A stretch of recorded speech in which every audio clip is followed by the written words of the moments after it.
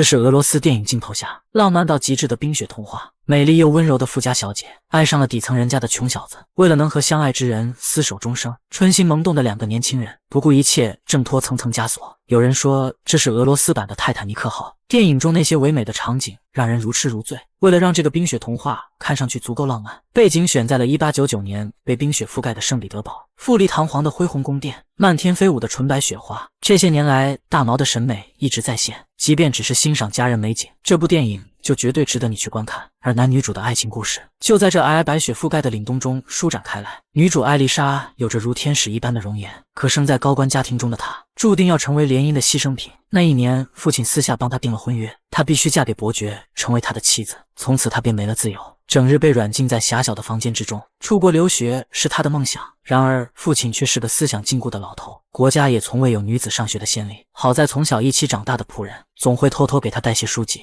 让她单调的生活有了一丝生气。这天，仆人忽然满脸花痴地望着镜子许愿，渴望老天赐予他一位白马王子。艾丽莎忍不住偷偷发笑，她觉得占卜术太过荒唐，根本没有任何科学依据。然而，又有哪个女孩能拒绝白马王子的诱惑呢？等仆人一离开，她立刻坐在镜子前，有模有样地学了起来。就在蜡烛被吹灭的那一瞬，镜中居然真的闪过一道人影。艾丽莎满脸的不可置信，她拿着煤油灯朝外面走去，墙角中果然藏着一个男人。目光彼此对视的一瞬间，男人呆住了。原来世间真有如天使一般貌美的女孩。她想要解释发生的一切，受惊的艾丽莎却不小心打翻了煤油灯，火苗在男人的衣袖上乱窜。摇曳的光影中，他有着一张清秀的脸庞。男人叫做莫特，是这座城市的飞毛腿外卖小哥。因为公爵的马车要经过这里，所以临时封锁了道路。为了赶时间，他强行占道，结果被卫兵拔刀相向，最终外卖还是超时了。莫特不仅没能领到薪水，还被老板炒了鱿鱼。失落的他在街道上徘徊，无意中捡到了船长掉落的怀表，随后便一路追了上去。船长问他为何要跟着自己，莫特说你掉了东西，两人因此结缘。船长对他的溜冰技术赞不绝口，得知他不久前丢了工作后，便打算让他加入自己的团队。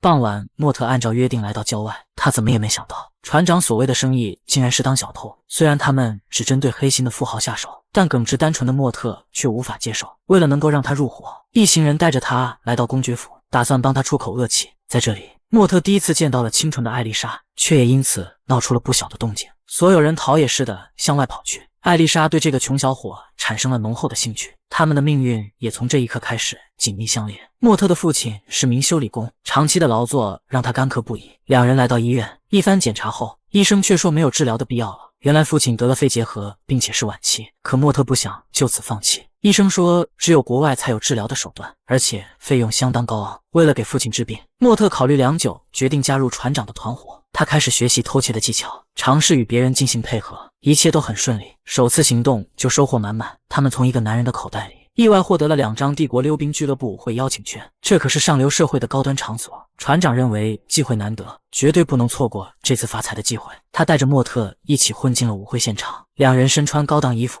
亲密地和富家小姐打着招呼，根本没人会把他们当作小偷。舞会开始后，他们穿梭于人群之中，凭借着精湛的手艺四处行窃。莫特没有想到，那个让他一眼万年的女孩竟然也在现场。此时的艾丽莎正被父亲逼着和伯爵约会，她想摆脱枷锁，去过自己所向往的生活，可始终没能鼓起勇气去反抗。正当她陷入苦恼之时，有人悄悄告诉伯爵，舞会中混入了小偷。身为护卫队长的伯爵卡迪不得不去处理，这让艾丽莎获得了片刻的宁静。不善溜冰的她摇晃着缓慢滑行，多亏莫特及时闪现，才帮她稳住身形。对于那晚公爵府所发生的事情，莫特表示歉意。就在这时，有人叫嚷着自己丢了东西，他下意识摸向了口袋，却没能逃过艾丽莎的眼睛。艾丽莎明白莫特就是舞会上的小偷，她叫住想要离开的莫特，要挟他为自己做一件事，紧接着又帮他创造机会逃跑。就这样，2名飞贼成功脱身。次日，艾丽莎和莫特在约定好的地方碰面。原来艾丽莎想要报考女子学院，然而在那个女权低下的年代，没有丈夫或家人的许可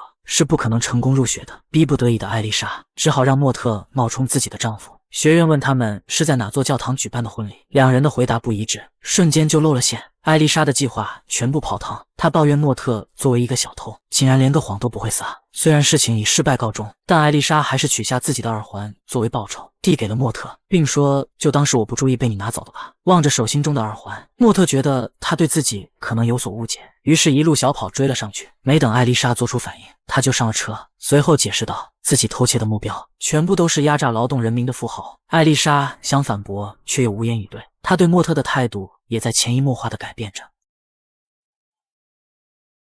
Вы правы.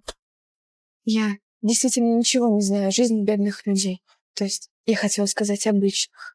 在深入的聊天中，艾丽莎表现出对科学探索的狂热，眼中充满了神采。她认为只有科学才能改善穷人的生活。莫特虽然听不懂她在说什么，但却愿意做一个安静的聆听者。临别之际，两人都有些不舍。艾丽莎率先打破沉默，将莫特送回的耳环再次放入他的手心。莫特抓住机会向他发出邀请，彼此间虽然暗生情愫，但家教甚严的艾丽莎还是拒绝了莫特对自己的邀请。可她怎么也没想到，趁着圣诞节父母出去串门的间隙，莫特竟然悄悄找上门来。表面上艾丽莎显现出不高兴，但实际上心里却有着说不出的喜悦，嘴上说着我不能跟你离开家，可身体却很诚实。莫特成功将艾丽莎带出公爵府，他小心翼翼地为艾丽莎穿上冰刀，两人在充满灯火的街道上慢慢滑行，一起去欣赏这座城市最美的景色。夜市上人来人往，好不热闹。从未独自出国门的艾丽莎第一次感受到了自由的气息，这是她有生以来最快乐的一天。如果这是一场梦，她多么希望能永远待在这里。Матвей, я бы очень хотела, чтобы эта ночь никогда не заканчивалась. Но я должна вам сказать. Меня собираются выдать замуж. 莫特无法接受这样残酷的现实，不待艾丽莎反应过来，便深情地吻了上去。纵然情深似海，却也难逃命运的枷锁。简单的一句再见后，艾丽莎慢慢关上了房门，两人从此天各一方，这让莫特说不出的难受。为了发泄心中的苦闷，他将所有的精力都用在了工作上。然而莫特却不知道，伯爵卡迪早就布下了天罗地网，等着他们上钩。虽然莫特有着精湛的溜冰技艺，但面对警员一次又一次的追捕，他的体力很快便消耗殆尽。伯爵抓住机会主动出击，已有心算无心，强弱瞬间便显现出来。一番缠斗之后，莫特根本没有任何胜算。就在这时，船长赶来支援，他冒险开枪击中伯爵的小腿，这才给莫特制造了逃跑的机会。医生为伯爵取出子弹，建议他暂时不要活动，可伯爵还是坚持去参加双方父母为他和艾丽莎举办的晚会。艾丽莎不喜欢伯爵的傲慢，伯爵也接受不了一个女孩去上学。就在这时，晚会现场的巫师邀请两人上台进行爱情的见证，只有命中注定的人相遇时才会迸发爱的火焰，这种火不会伤害任何人。崇尚科学的艾丽莎一眼便识破了其中的端倪，在搞砸演出的同时，还不忘让父亲出丑。作为惩罚，父亲烧毁了他卧室中所有的书籍，还赶走了和他一起长大的仆人。从此，艾丽莎被幽禁于小屋之中。善良的姑妈对她的遭遇表示同情。Do not live by somebody else's rules. Live by your own. Then promise me you'll follow your dream. Sometimes the hardest decisions are the simplest ones to make. 在姑妈的掩护下，艾丽莎逃也似的离开了公爵府。她带了一箱珠宝去寻找莫特，这足够支付她父亲的医疗费了。遗憾的是，莫特的父亲在不久前已经去世。两人紧紧地拥抱在一起。艾丽莎问莫特是否愿意和自己一起去巴黎，这无疑是女孩最真挚的告白。他们彼此注视着对方的眼睛，摇曳的烛光中，两颗相爱的心慢慢靠近。本以为可以天长地久，但怎奈世事无常。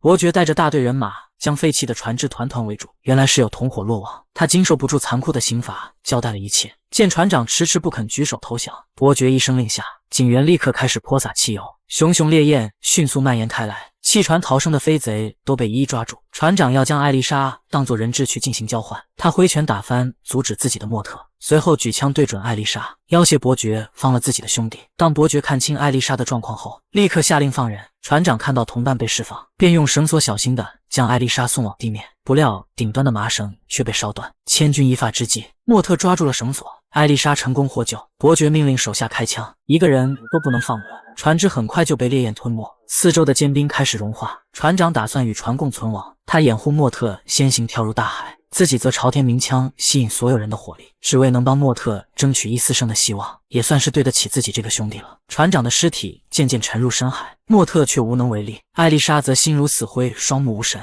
回到家的她就像是一具行尸走肉，那颗炽热的心早在莫特沉入海底的时候就死了，而父亲却根本不管这些，隔天就为他和伯爵举办了盛大的订婚仪式。自由被剥夺，爱情被拆散。此刻的艾丽莎看着到场嘉宾脸上狰狞的笑容，与其苟延残喘的活着，不如轰轰烈烈的死去。她独自一人来到大厅，镜子旁的烛火将思绪带回了与莫特初见的那日。就在这时，耳边忽然传来轻轻的呼唤，莫特居然出现在他的面前。原来那天夜里，莫特并没有死，他被经过的渔民救了上来。这次出现是想带他离开这个伤心之地。莫特已经买好了2张前往巴黎的车票，他们偷偷溜了出来，向着车站跑去。而此时的大厅里，所有人都还沉浸在宴会的喜悦之中。等伯爵发现不对劲时，现场早就没了艾丽莎的身影，只有一张遗失的火车票被伯爵捡了起来。他明白艾丽莎这是想要逃往国外，于是立刻快马加鞭追了上去。画面一转，莫特和艾丽莎已经先一步来到车站。就在他们准备检票上车的时候，却发现不知何时少了一张车票。与此同时，伯爵也赶到了车站。莫特安慰艾丽莎先行上车，自己则朝着伯爵走去。情敌相见，分外眼红，只是一个照面便是不死不休，